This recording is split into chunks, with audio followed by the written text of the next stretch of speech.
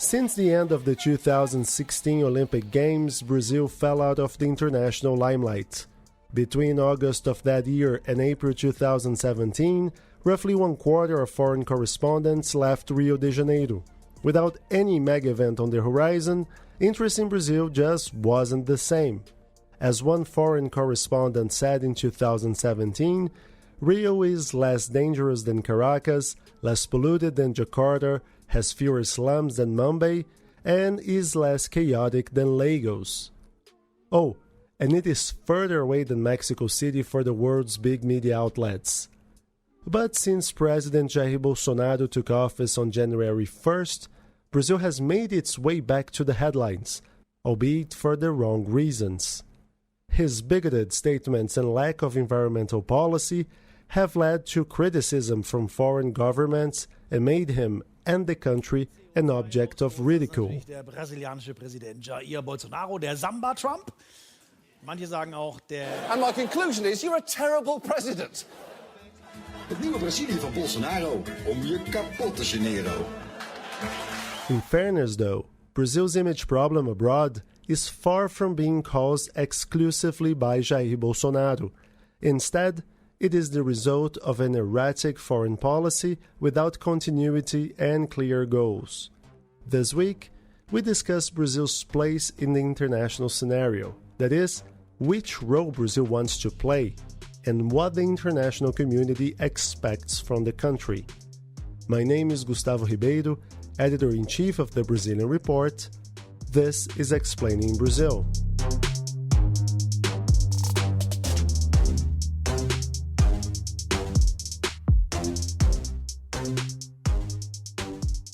Daniel Buarque is a Brazilian journalist who has dedicated himself to studying Brazil's image abroad. He is currently doing a PhD research at London's King's College on that very subject. Daniel, hi. Can you tell us a bit more about your research? I have been working with trying to understand what is the international perception of Brazil, what the world thinks about Brazil. I first did that as a journalist working inside Brazil and doing interviews with foreigners, people who study Brazil. And my research is trying to give more of international relations, academic approach to the idea of image and perception of Brazil. My goal is to try to go beyond the mere stereotypes and the idea of images of Brazil as a country of beach and football, and think about how much the perception of the country can really have influence into the relations of Brazil with the rest of the world. So what I'm doing is I'm doing interviews with the foreign policy community of the 5 countries that are permanent members of the Security Council.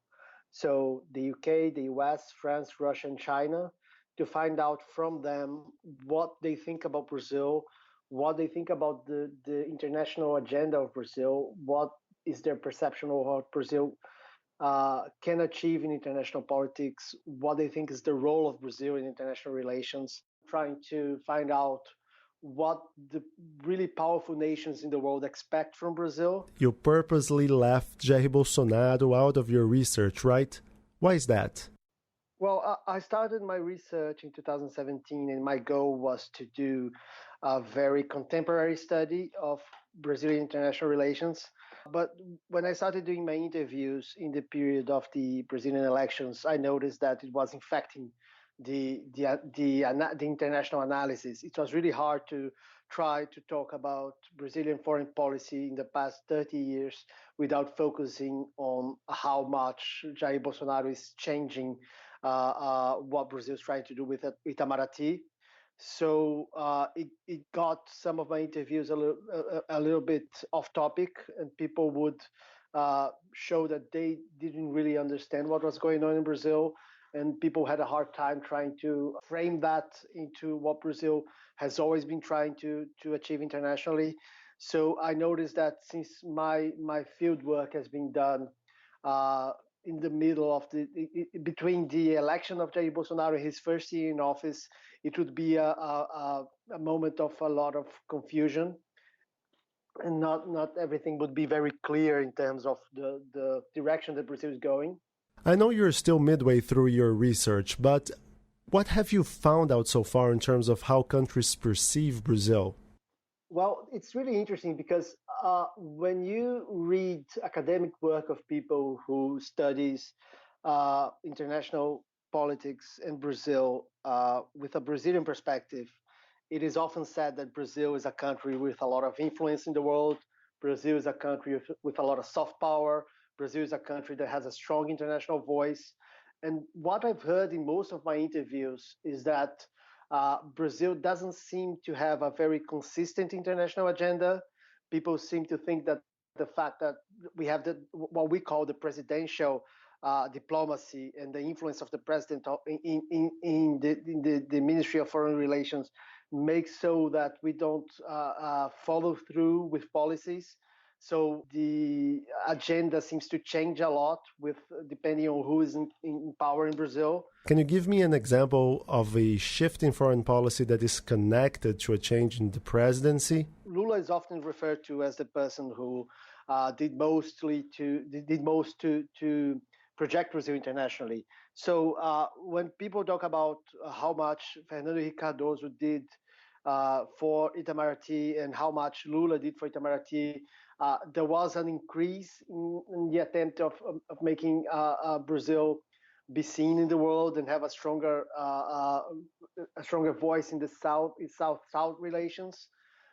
That's different from what was there before with Fernando Henrique Cardoso, at least in terms of the method that was attempted to be done. And then with Dilma Rousseff is seen as a rupture in terms of Dilma not wanting to have such a strong political role internationally. And then now with Bolsonaro, there is even less continuity and even more attempt to change the focus of international politics. And that's probably also why people don't see that Brazil is trying to do the same thing and trying to achieve a very clear goal. So that's one of the things that I find most interesting is that from the powerful countries that are looking at Brazil, Brazil does not really have a clear goal. People don't really seem to understand what Brazil wants to achieve in international politics. They all often talk a lot about Brazil wanting to have more status, wanting to have more voice, Brazil wanting to be a permanent member of the Security Council of the UN. But no one really understands why Brazil is trying for that, since all of that comes with a lot of responsibility as well and with costs, and Brazil doesn't seem to be willing to pay the costs and accept the responsibilities that comes with it. So these powerful nations looking at Brazil, they seem not to really understand why Brazil want to have a stronger voice or a stronger role in international politics, apart from wanting to have more status. I remember a few years ago, Brazil and Turkey brokered a nuclear deal with Iran, for example, a deal that was not accepted by the United States. So my question is, how seriously is Brazil taken internationally? People talk a lot about the Iran deal. One of the things that I hear a lot is that Brazil should focus on playing its strengths, acting in the areas that it is really strong. So when we talk about environmental policy, most of the people that I've interviewed say that Brazil has the potential to be a global leader. Brazil has the potential to be the country leading the rest of the world in terms of environmental policy, in terms of protecting the Amazon. On the other hand, people say that Brazil doesn't really have a stake on volatile problems in the world, especially in terms of security. I mean, Brazil is not a country that has a very strong military. So from the perspective of these countries, there are very powerful. They have a lot of military power. They have a lot of stakes in these situations. If Brazil doesn't have military influence in that situation, if Brazil doesn't have economic influence in that situation, the idea of having a mediator there like that is not as relevant as Brazil might think it would be. Daniel, sorry to jump in. So you're saying that Brazil is investing a lot in amplifying its soft power, which, opposed to hard power, is when countries can influence other actors without the use of military and economic force. But if I understood correctly, unless Brazil becomes a classic military or economic force, that strategy may never pay off. Yeah, the thing is that when we're talking as journalists, the idea of soft power seems very attractive. But when we're talking about real policy taking place in the world and real negotiations, soft power is really questionable from an international relations point of view. It's seen as something that should be complementary to having hard powers, and one reinforce the other. But when you look at what Brazil has been trying to do, from the perception internationally is that Brazil has been trying to become a more important international player based only on soft power. And the perception that I've been hearing from my interviews is that soft power is not enough. Soft power will never be enough for a country to have a very strong role internationally. And in your opinion, what is Brazil's role internationally? The most important answer to that is that there seems to be a mismatch between what Brazil thinks is its role and what the rest of the world expects to be the role of Brazil. And I think that is a problem, because with that, we end up in a situation in which Brazil does not have a clear role internationally. And that's problematic, because when you don't have a clear role, you end up pursuing very erratic goals and not really having a very clear and effective agenda. And that's what seems to be happening to Brazil. On one hand, Brazil sees itself as a soft power powerhouse, a very strong international negotiator, a very strong international player that should have a lot of voice in international matters. But from the international perspective, that does not really happen. From the powerful country's perception, Brazil is not willing to accept the responsibilities that should come with having this voice, is not willing to accept the costs that come with having this voice, and is trying just to have the status of a global power. After the break, we will talk to Paulo Sotero, head of the Brazil Institute at the Wilson Center in Washington, D.C. We'll be right back.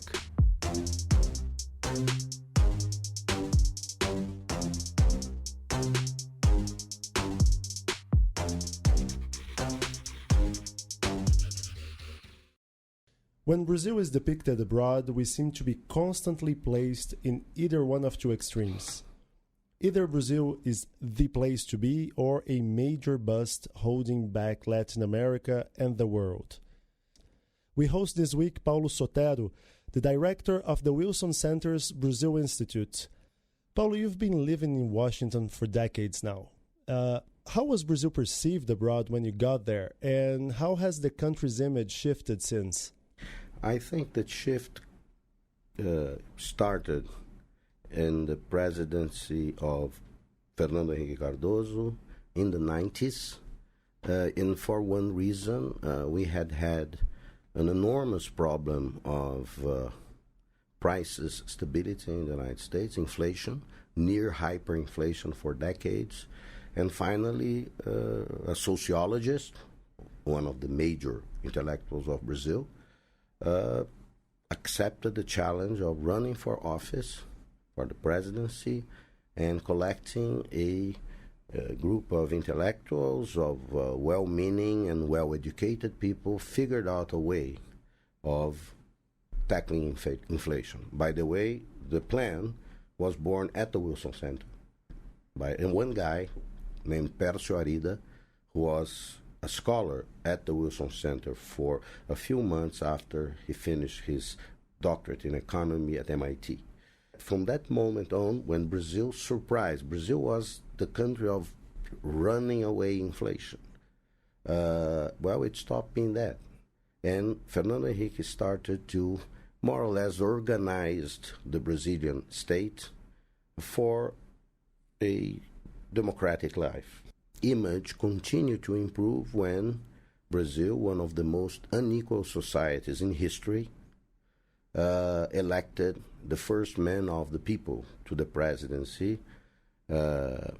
President Lula won the presidency in his fourth attempt, and initially he governed very well, obviously riding a wave of high commodity prices, but also riding a capital of legitimacy in a country as unequal and as unjust as Brazil is.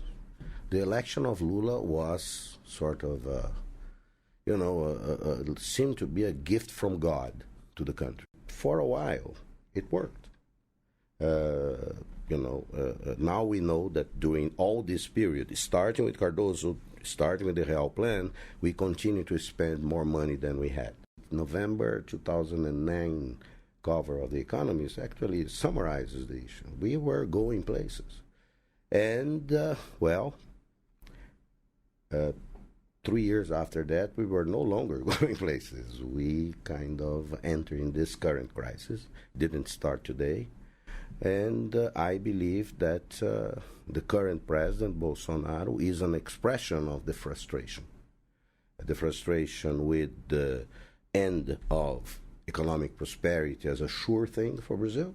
We are now living a moment, what people have described as a disruptive moment, with a new type of a new type. It's populism of the conservative kind. The world has seen it. It's no news. And it complicates everything in a country that lived a very interesting experience but didn't use it to develop a deeper political culture. Although it's not for lack of talent here. You have young members of Congress, you have in the NGO communities, you have in the universities, you have lots of talented people in Brazil. But we have now to sit down, focus, and start reforming. It's possible to do it. I think it will happen. It will be not painless. But the country has the talent to do that, has the need to do that. And I insist, Brazilians are reasonable people. We will not, we are not suicidal as a nation. So you don't believe that Brazil's democracy is at risk whatsoever? Well, I think it is being challenged. Let's see what we do with human rights. Let's see, people are looking at, for instance, indigenous rights. A very important issue. And people are watching. And people will confront Brazil. People, especially Europeans and in the United States. Remember, the United States is also a country now being governed by a conservative populist. But the confrontation in the United States is enormous right now. We saw what happened in the midterm elections, where the mobilization of women in the United States has changed the shape of Congress. Younger people say, no, this is my country, and we are going to, make the changes and elect new people. In a sense, the Trump event is a very mobilizing event in the United States. Will this continue? I don't think that the American institutions, for instance, have suffered a fatal blow. It's being challenged. Same way in Brazil. Obviously, they have a much deeper democracy with deeper institutions. But depending on the outcome of the election next year, this could become very complicated in the United States too. I think in Brazil, in terms of democracy being devalued, I understand when people say this, and when I have the events, the discussions we propose in Brazil, I tend to, and I'm biased on this, I tend to focus and to highlight the resilience of Brazilian democracy. I think we are resilient people. We are not going to give up on our democracy. I want to shift a little bit the discussion. You mentioned that international observers want actions from Brazil before making any moves here. But so much of what a president, of what a government must do is on the terms of the symbolism of a few actions, a few messages it sends. In that regard, how do you see Bolsonaro's image with international leaders? Does his reputation precede him? Oh, yeah, sure. And Obviously, he has a very good reputation, probably with Trump, with the leader of Hungary, with the guy from the Philippines, etc., but not in Western democracies. No, he has a very negative image, and this will affect his ability to present his message to the world. The other day, there was a ceremony, one of those awards in New York by the Brazilian American Chamber of Commerce, and the organizing, the people that organized the award could not find a venue in New York that would accept hosting a ceremony in honor of President Bolsonaro. This is embarrassing. He is the president elected of Brazil, the duly elected president of Brazil. So it's serious. It's serious, but at the same time, you can see other forces emerging. I mentioned already Rodrigo Maia. I received at the Wilson Center not long ago in April the vice president of Brazil, a former four-star general that had a brilliant performance defending democracy. And I absolutely believe this is genuine. Those Brazilian military officers serving the government today are institutionalists. They really, for instance, there is a threat to democracy in Brazil. There may be, but it's not coming from the military, in my view. But Vice President Mourão has, in 2017, defended a sort of military intervention, which is kind of a dog whistle for a coup d'etat. In 17, but now we're in 19. And check if he has repeated that. Because now he sees the possibility that he may be called. Reality may call him to serve. And he knows that he cannot say that. He cannot think that. He said that at the Wilson Center. We have a transcript of his presentation. He defended democracy. He defended gay rights. He defended freedom of expression. What he said in the past, you cannot. Yes, you have to hold people responsible for their statements, but you have also allowed room for change. And I think I was surprised, as everybody. There are more than 400 people that came to the Wilson Center to listen to him, and he was a revelation to many people. And like him, and I know other members of the cabinet that are civilians and military that are people of quality. You know, I don't simplify those things, and I don't take sides in that regard. Oh, this government, so they are all against democracy. No, they're not. There are certain people that have some inclinations, but it's also happened during the Workers' Party government. There were some people in the Workers' Party government that have a sort of conditional support for democracy. And we have to be realistic. You know, there is a good expression in English saying endurance under duress. That's what we are going to have to do in Brazil, you know, because it's going to be bumpy.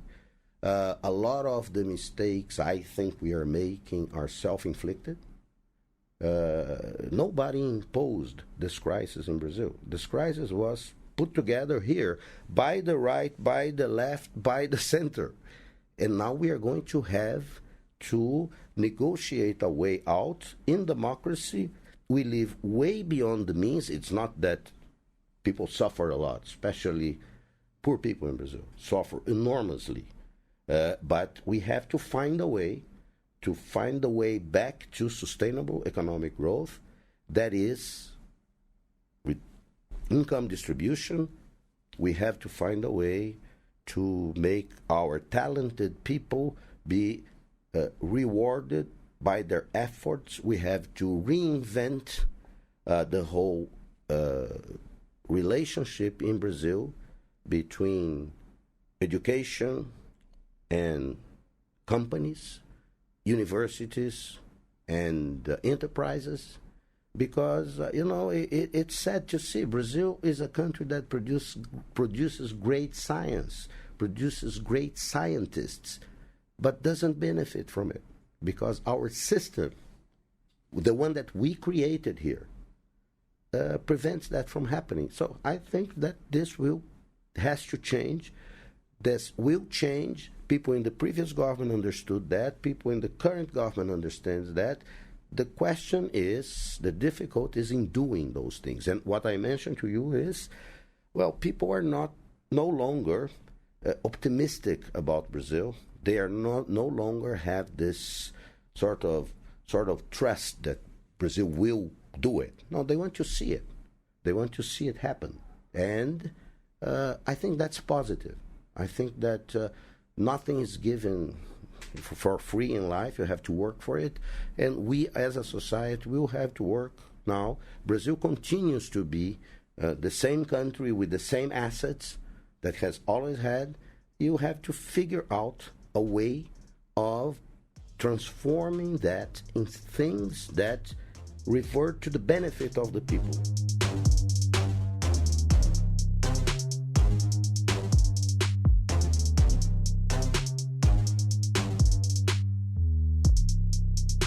This episode was written and prepared by me, Gustavo Ribeiro. Laura Quirin produced this show. Ewan Marshall edited the final script. If you like this podcast, don't forget to rate us on whatever platform you may be listening to Explaining Brazil. That's really important for us. And don't forget to check out our website, Brazilian.report. Every day we publish new content on Brazilian politics, economics, and society. You can enjoy a 7-day free trial before subscribing, and it is really free. We don't ask your credit card information. So just go to Brazilian.report/subscribe. And if you want to support independent journalism, donate any amount to the Brazilian Report. You can do that on Brazilian.report/donate. That's all for now. See you next week.